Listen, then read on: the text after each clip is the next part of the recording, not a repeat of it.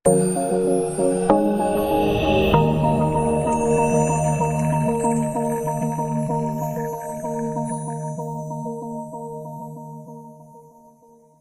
pagi kelas, hari ini kita sudah memasuki pertemuan 13 yang akan membahas tampil dengan database.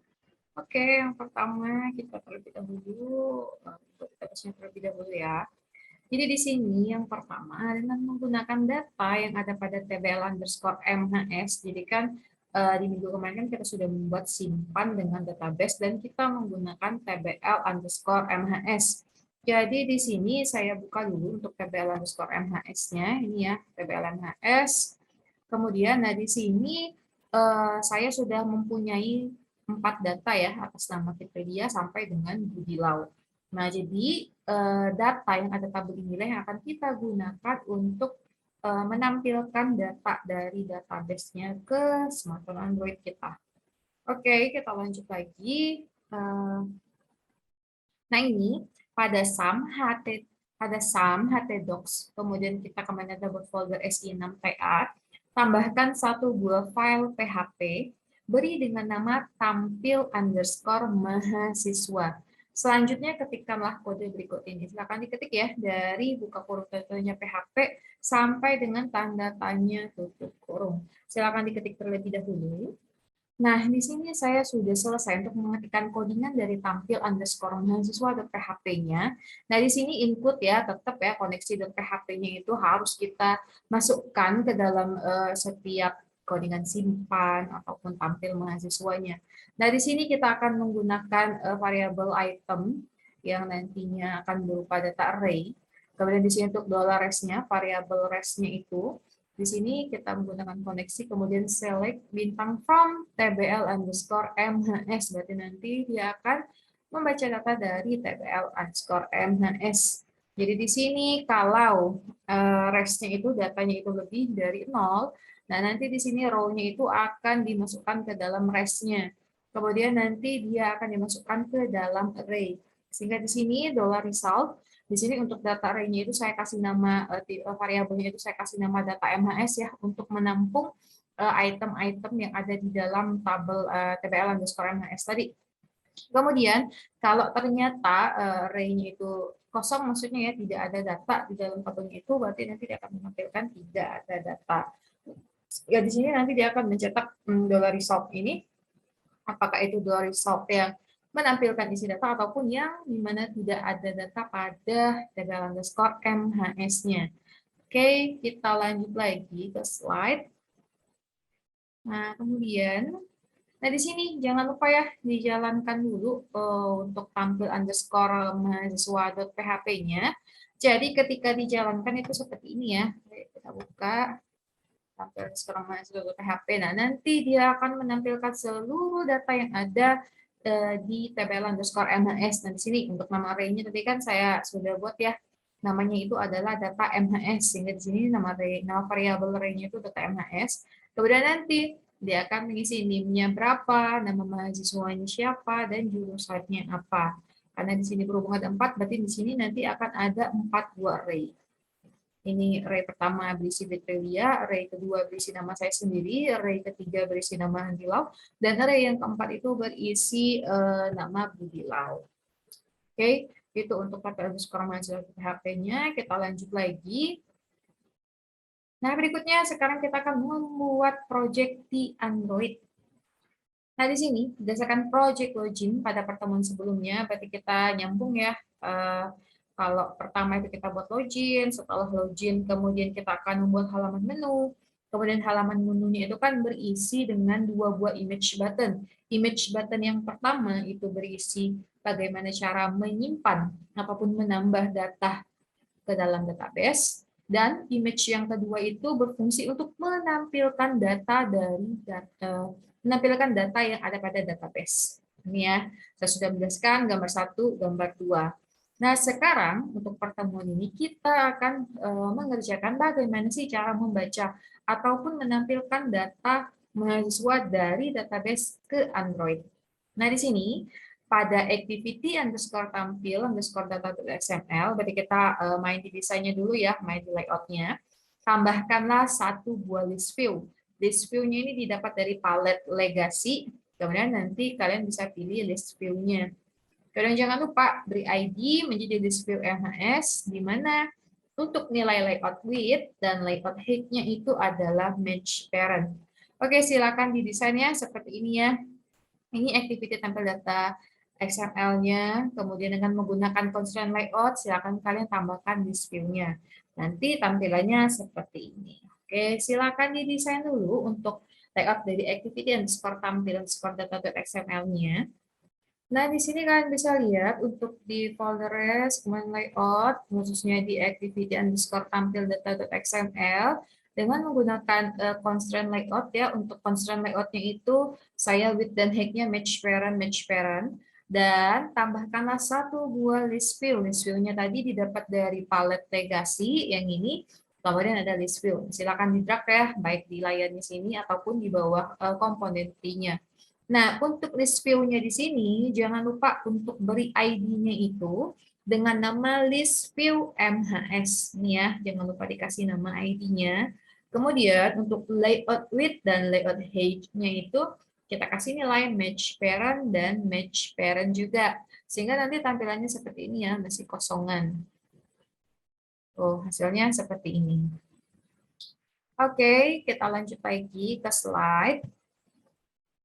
Ini sudah, selanjutnya. Nah, di sini selanjutnya tambahkan satu buah layout dengan cara klik kanan pada layout, kemudian new XML layout XML file. Nah, nanti akan muncul Windows New Android Component. Silakan kalian buat untuk layout file name-nya kita kasih nama list underscore item underscore MHS, dan root tag-nya itu kita menggunakan linear layout. Oke, silakan didesain dulu, silakan ditambahkan satu buah layoutnya terlebih dahulu. Nah, ini ya untuk menambahkan layout-nya itu. Jadi kita bukan menambahkan activity ya, kita hanya menambahkan layout berarti tanpa kelas. Cara menambahkannya itu kita ke layout ini. Nah, di sini kalian bisa lihat saya sudah menambahkan list underscore item MHS-nya, nggak apa-apa. Nah, ini kita coba lagi ya, hanya sebagai coba-coba saja. Nah, ini setelah diklik kanan, nanti akan ada new, kemudian kita pilih XML. Nah, nanti di sini kita pilih yang layout XML file. Kita klik. Nah, di sininya tadi seperti yang ada di slide, kalian kasih namanya itu list underscore item underscore MHS ya. List underscore item underscore MHS. Kemudian untuk root tag-nya ini linear layout. Nah, di sini memang saya masih tanda seru ya, karena layout filenya must be unique. Karena sebelumnya saya sudah menambahkan terlebih dahulu untuk list underscore item underscore MHS-nya. Kalau sudah, ini kalian silakan klik finish. Setelah kalian klik finish, nanti dia akan menambahkan satu buah layout baru. Namanya di sini adalah list underscore item underscore MHS.xml. Nah, ini munculnya ya untuk list underscore item underscore mhs.xml-nya.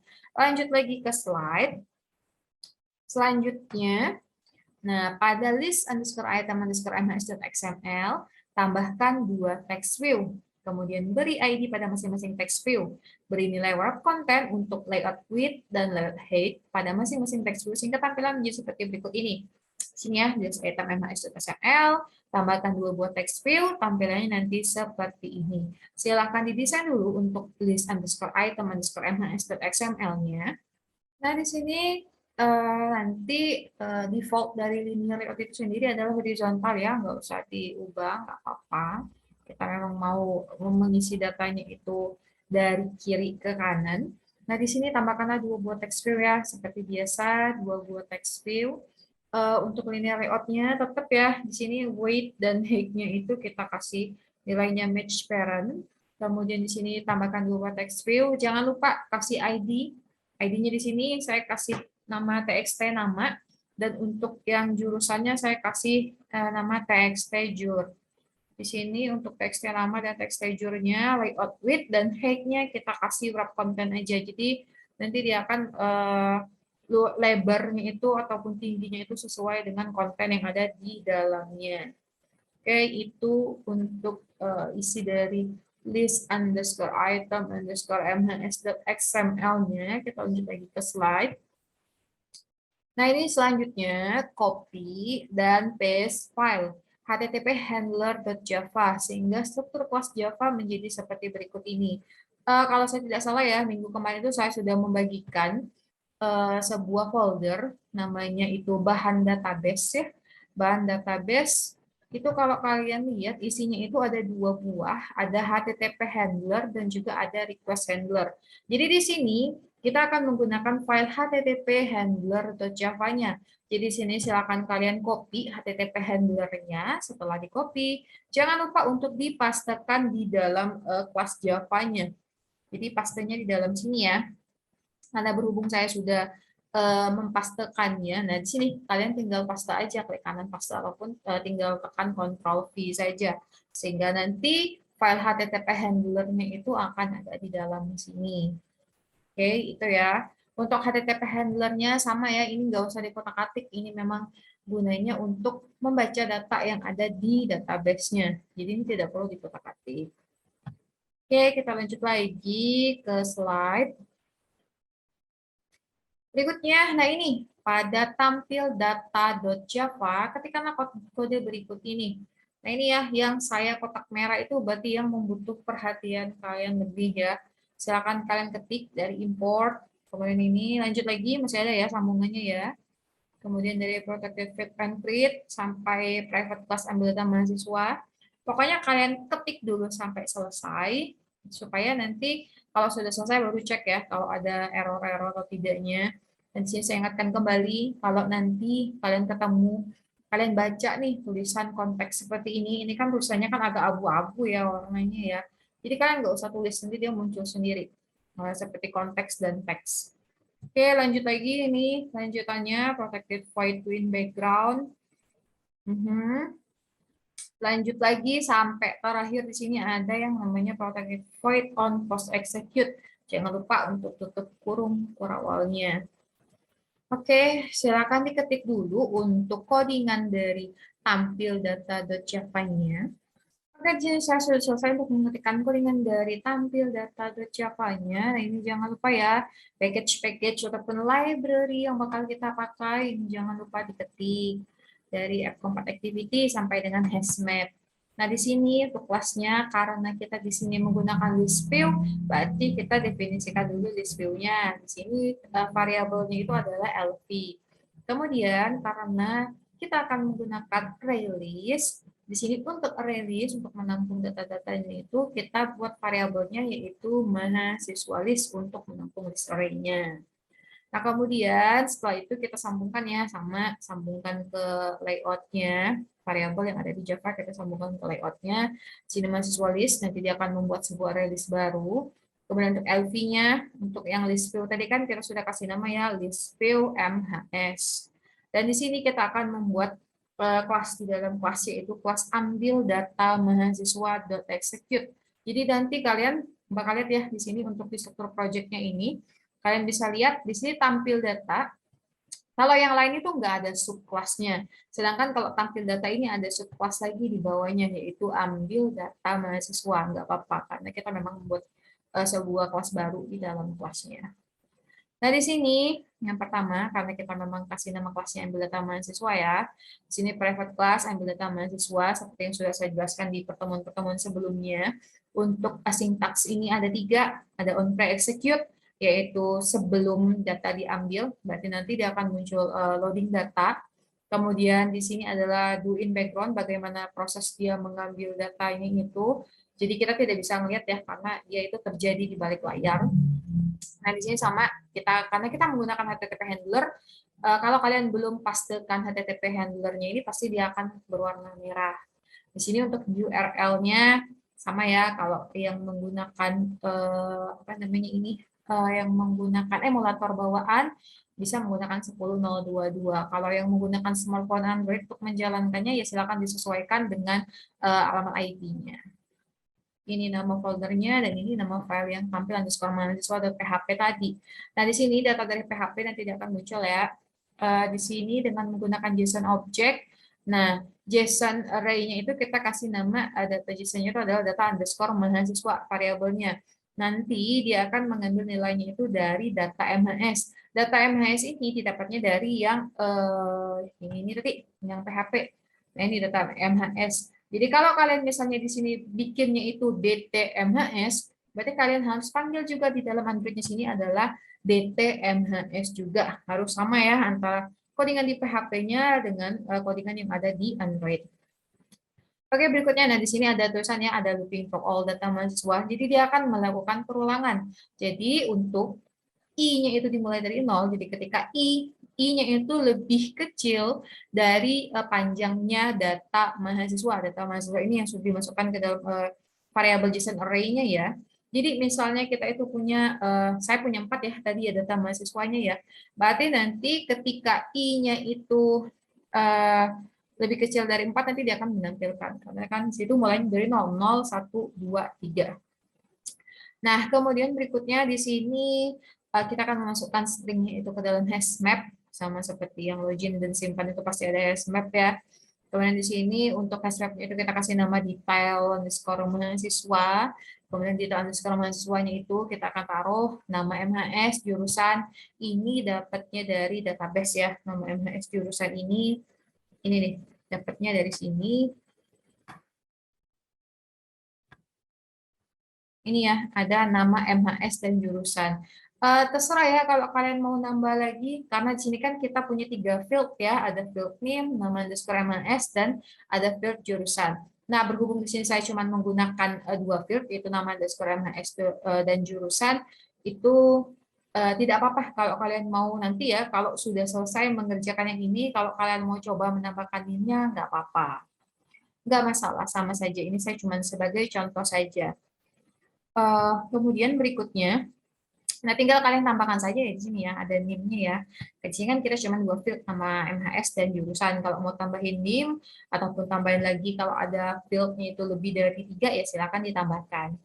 Nah di sini array-nya tadi kan variabel array-nya itu untuk menampung itu kita kasih nama variabelnya mahasiswa list yang dapat dari sini nih. Nah itu nanti mahasiswa listnya itu dia akan menambahkan array-nya itu akan ditambahkan dengan detail mahasiswa yang ada nama MAS dan jurusannya ini. Kemudian ini kalau dia benar, kalau dia salah nanti dia akan munculnya itu tulisan gagal kirim data. Sama ya. Ataupun kalau ternyata setelah di loop ini nilainya juga masih 0, berarti itu datanya kosong. Jadi jangan lupa ya kalian mengisi dulu data yang ada di tbl underscore MHS-nya. Minimal ada satu lah, ada satu record lah ya, jangan sampai nggak ada record apapun di dalamnya. Oke, lanjut lagi. Nah, ini ada yang on post execute, sesudah dieksekusi itu munculnya apa. Nanti di sini ada menggunakan list adapter ya, tampil data di mahasiswa list. Jadi, mahasiswa list ini kan yang tadi variabel array-nya ya, untuk menampung data array ini. Nah, mahasiswa list tadi itu akan diletakkan di dalam layout list underscore item underscore MHS. Yang ini nih. Nah, yang ini nih, dia akan diletakkan di dalam sini, di dalam layout list underscore item MHS.xml. Kemudian berikutnya, kemudian di sini dia akan membuat string baru, yaitu nama MHS dan jurusan, ini nama field yang ada di dalam database-nya. Kemudian nama field yang ada di dalam database ini akan diletakkan new in RID txt nama. Jadi dia akan meletakkannya dalam sini nih. TXT nama dan TXT juri ini dapatnya dari tekstur yang ada di list item MHS.xml. Ini TXT nama dan TXT jur. Ini, nah kalian bisa lihat ya. Jadi kalau tadi nih, kalau kalian menambahkan nih, kalau sudah selesai ini, oh saya mau coba ini nambahin NIM. Silakan ditambahkan dulu di sini data NIM-nya. Kemudian jangan lupa tampungannya juga harus ditambah yang di sini ada NIM. Kemudian jangan lupa untuk meletakkan TXT NIM-nya, menambahkan satu buah tekstur lagi untuk menampung NIM. Oke, coba kita jalankan dulu untuk si tampil data Java ini.